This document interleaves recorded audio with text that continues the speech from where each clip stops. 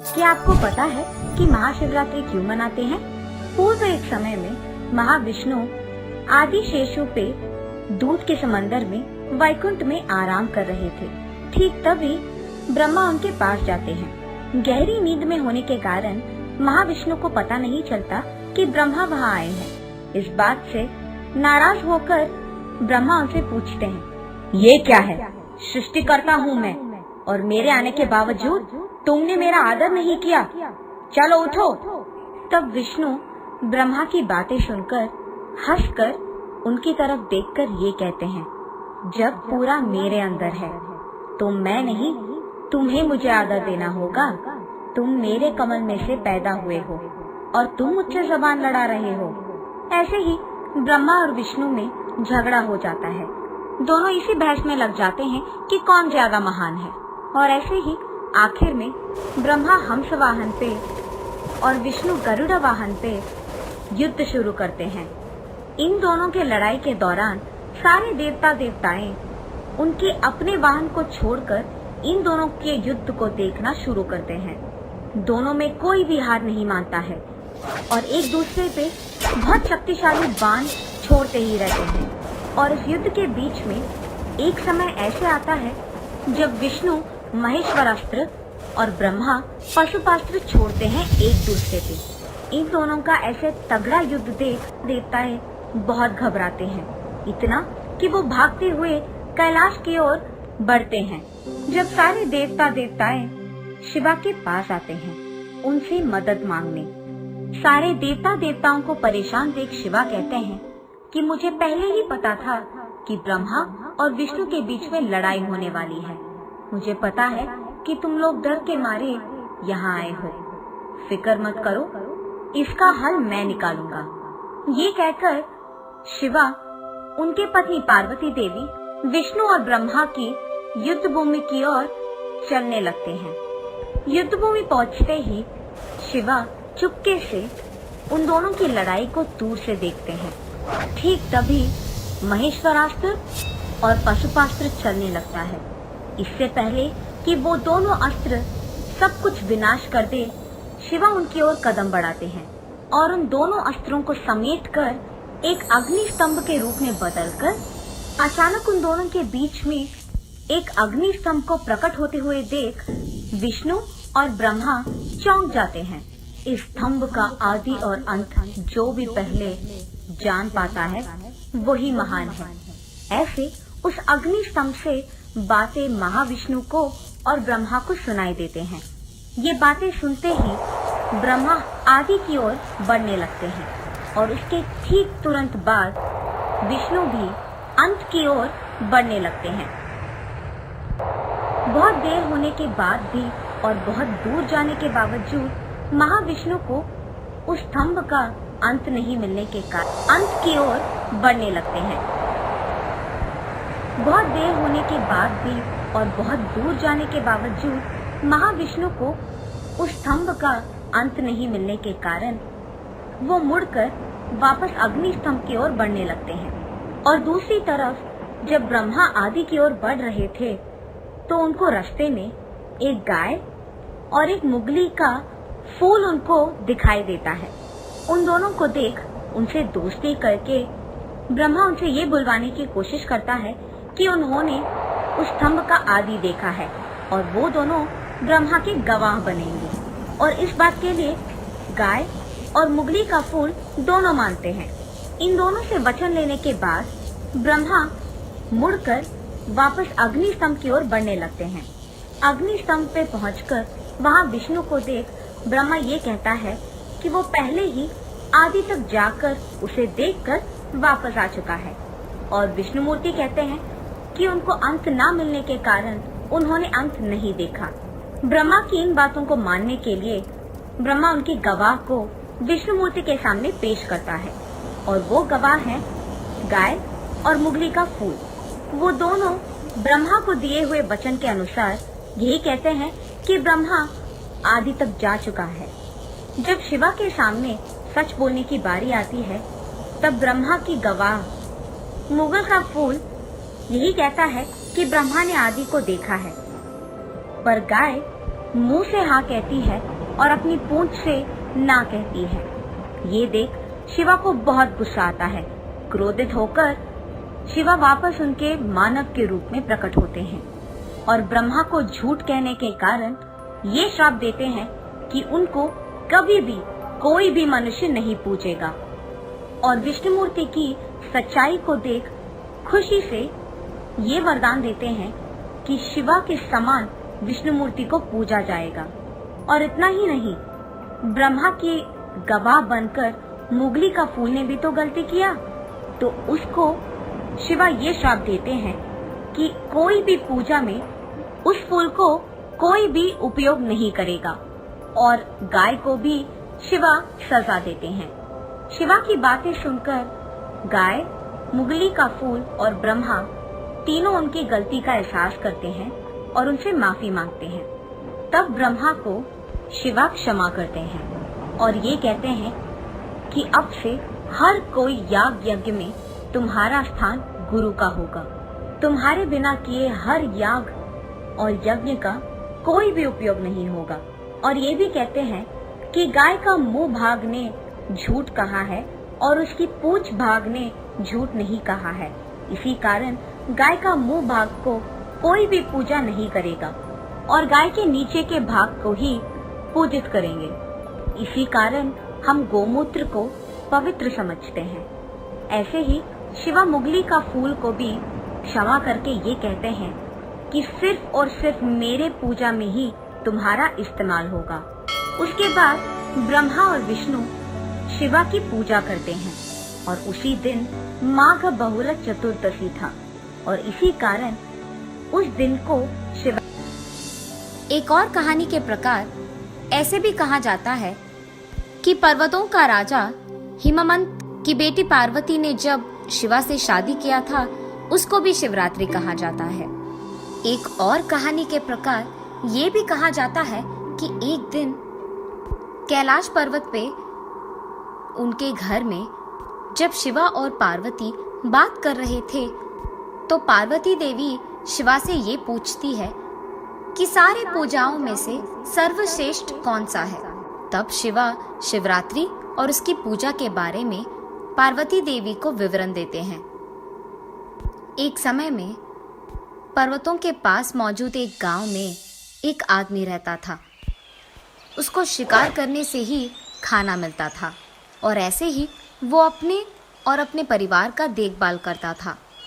लेकिन एक दिन उसे बहुत शिकार करने के बावजूद कोई भी जानवर ना दिखने के कारण निराश होके घर लौटने ही वाला होता है कि जब उसे रास्ते में एक नदी दिखाई देती है। वो इस सोच में पड़ जाता है कि शायद कोई जानवर पानी पीने के लिए ही सही उस नदी के पास आएगा। इंतजार करते हुए वो एक पेड़ पे चढ़कर वहां जानवर के इंतजार में रह जाता है। ठंड लगने के कारण वो आदमी अपने आप में शिव शिवा शिव शिवा कहते रहता है। सारी रात उसका ऐसे ही बीत जाता है। पहली रात उस नदी के पास एक छोटी सी हिरन पानी पीने आती है। उसको देख शिकारी उसे मारने की कोशिश करता है। जब वो हिरन कहती है, मुझे मत मारिए। हिरन की मुंह से बातें सुनकर शिकारी चौंक जाता है और उसे पूछता है कि अगर ये मनुष्य है तो हिरन के रूप में क्या कर रही है। तब वो हिरन समझाती है कि वो एक अप्सरसा है जिसका नाम रंभा है। प्यार में अंधा होकर वो शिवा की पूजा करना भूल जाती है और इसी कारण उसे श्राप मिलता है कि जब तक उसे एक शिकारी मार न दे वो इसी रूप में रहेगी। ये सब समझाकर वो हिरन कहती है कि अगर आप मुझे मार देंगे अभी तो मैं मनुष्य बन जाऊंगी, पर अब मैं गर्भवती हूँ।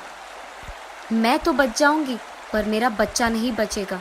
इसी कारण मैं अपने बच्चे को जन्म देकर उसे अपने बंधुओं को देकर आपके पास खुद आ जाऊंगी।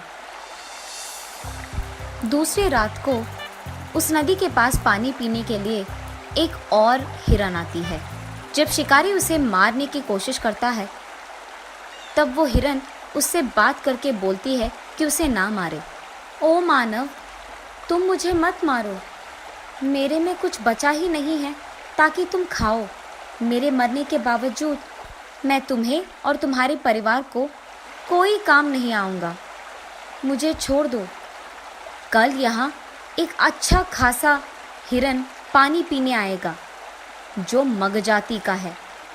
चाहिए तो उसे मार के खाओ। अगर वो तुम्हें कम पड़ गया तो मैं वादा करता हूँ कि मैं तुम्हारे पास वापस आऊँगी। तीसरी रात होती है। अब शिकारी भूख के मारे उस हिरन का इंतज़ार करते रहता है। इतने में वहाँ एक हट्टा खट्टा हिरन पानी पीने नदी के पास आता है। उसे देख शिकारी मारने लगता है कि वो भी कहता है कि मुझे मत मारो। तब वो शिकारी उसे कहता है कि पहले 2 रातों में आए हुए हिरन ने उससे कहा है कि वो एक और हिरन को भेजेंगे मेरा शिकार बनने के लिए। ये सुनकर वो हिरन कहता है कि ठीक है, मैं कल तुम्हारे घर खुद आऊँगा।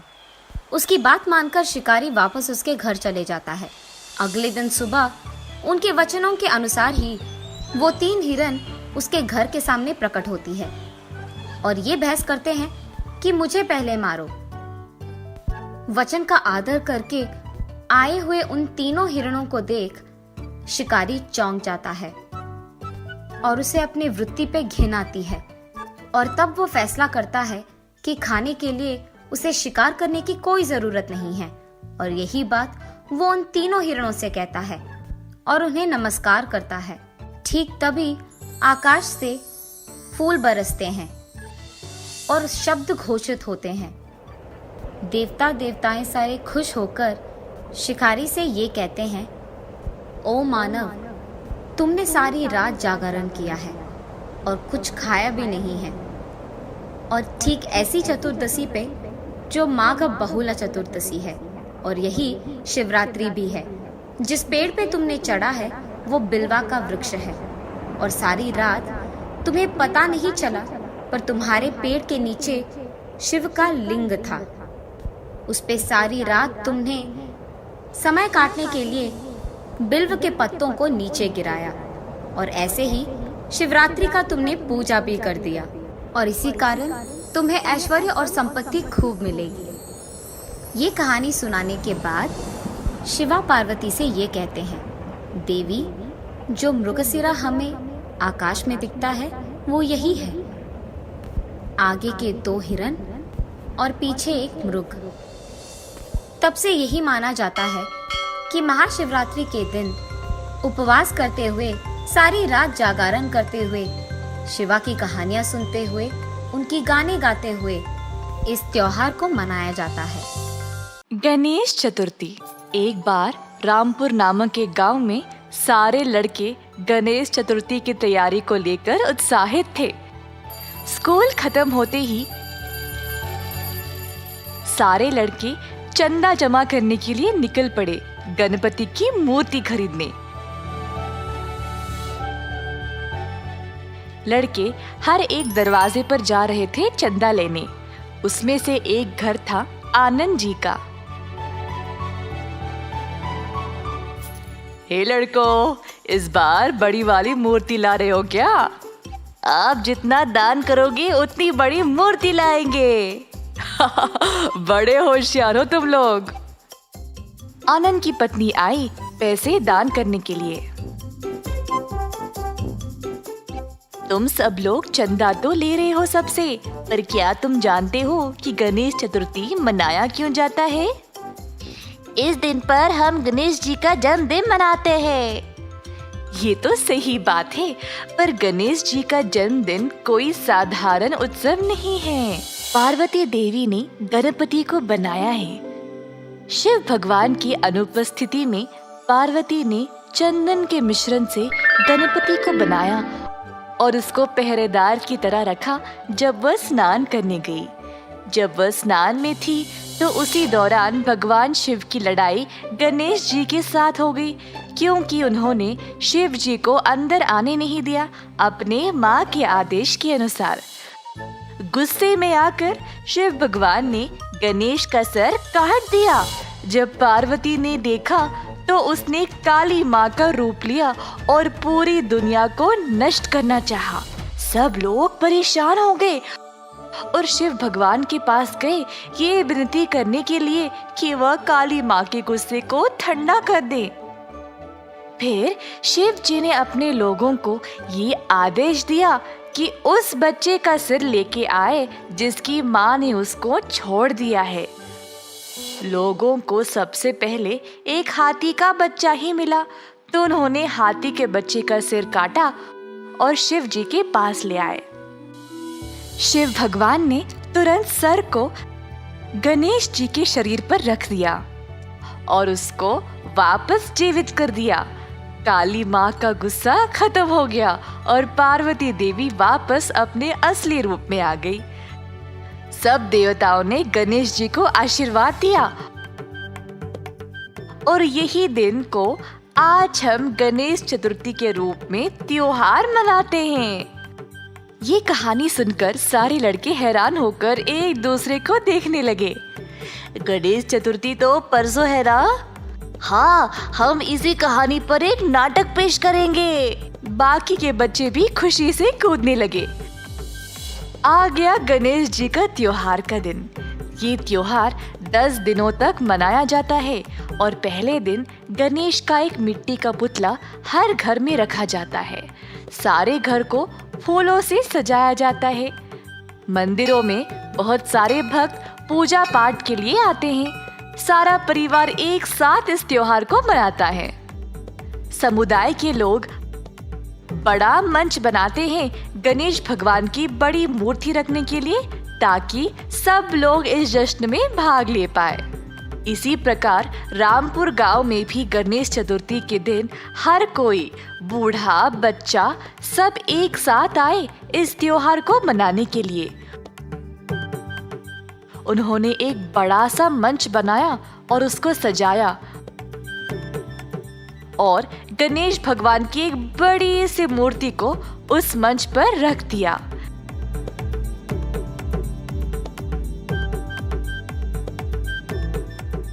नारियल तोड़कर इस त्योहार की शुरुआत की गई। सब लोगों ने चर्चा किया।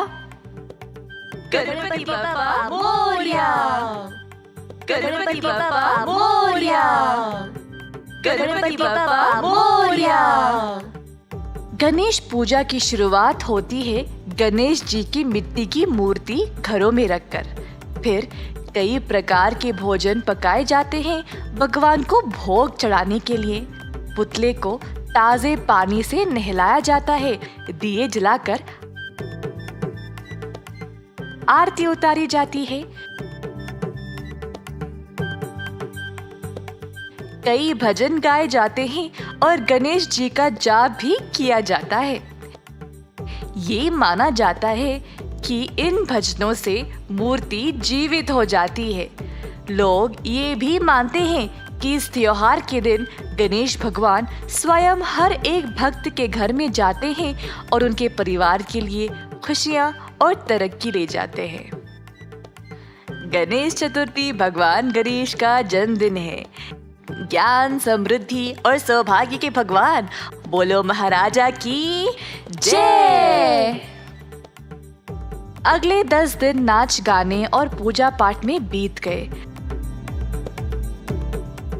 आखिरी दिन पर भगवान गणेश को बाहर लिया गया।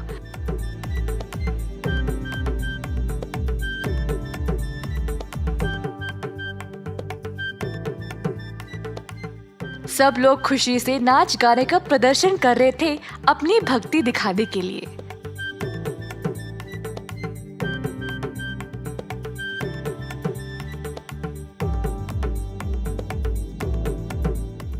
अंत में गणेश जी की मूर्ति को पानी में विसर्जन किया गया और सब लोग प्रार्थना करने लगे। रामनवमी। एक सुबह परिवार के सदस्य घर को फूलों और पत्तों से सजाने में लगे थे। पिंकू बहुत उत्सुक था और खुशी से अपने पापा के पास गया जो दरवाजे पर फूल लगा रहे थे। पापा, आज क्या खास है? आप घर को इतने सुंदर तरीके से क्यों सजा रहे हो? तभी माँ आई प्रसाद लेके और बोली, बेटा, आज रामनवमी है, भगवान राम जी का जन्मदिन। तभी नीलू आई पिंकू के पास और पूछी अगर वह उसके साथ इस त्योहार पर मंदिर चलेगा। वैसे रामनवमी का महत्व क्या है? हम इस दिन को क्यों मनाते हैं? उस समय बालू आया श्री राम जी की पोशाक में। मैं बताऊंगा कहानी, मैं बताऊंगा। पिंकू और नीलू बालू को राम जी के भेष में देखकर हैरान रह गए।